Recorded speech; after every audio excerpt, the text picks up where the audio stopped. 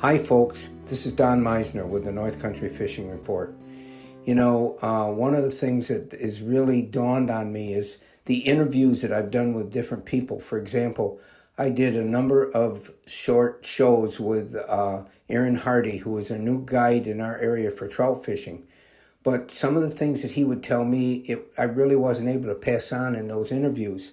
And one thing that really became apparent is his philosophy is he tries to keep fly fishing, especially when teaching new people about it, and for them to understand you don't have to make it as intricate and specific as what people tend to believe. They think that you've got to be able to match the hatch exactly with these colors and sizes and so forth. And he feels that if you look around and you see what's flying around or what's coming off the water and just try to duplicate the size and sort of the hue of that fly, you'll probably be successful. It isn't so important that you try to match exactly all the colors. And the other thing he told me, he says, with new people, he likes to make sure that they're using wet flies.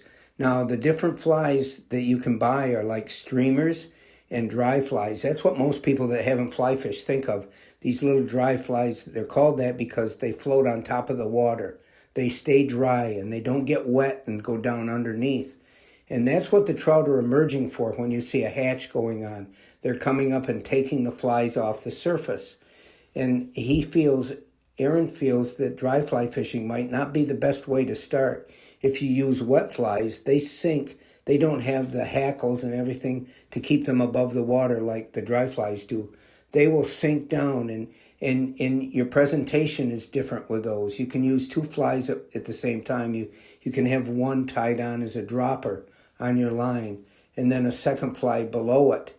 And it gives you added choices, and he feels it's very important that you use a size fly that you can see, not just that the trout can see. But in other words, you don't have to use tiny, tiny little things like some of the fly fishing fanatics use, but you can use something bigger so that you can see where it hits the water and you can follow your line. You can do better with that. I think that is really, really important. His method of getting people into fly fishing is keep it simple. You can keep it simple. You don't have to be a beautiful artistic caster. All you have to know how to do is to get that line out there where you think those fish can be. And these simple things. And one of the things I want to leave you with this report is it really might be to your benefit. I've talked a lot about guides, but if you have somebody that can teach you the right way from the very beginning, it can really help you to enjoy this sport. And it's one of the great fisheries that we have in our area, this wonderful trout fishing. And I think a lot of you might really enjoy it if you took it up. But when you take it up, the important part of taking it up is having someone help you take it up. And it really can change the whole sport for you. I really feel that strongly. Until next time, folks, this is Don Meissner with the North Country Fishing Report.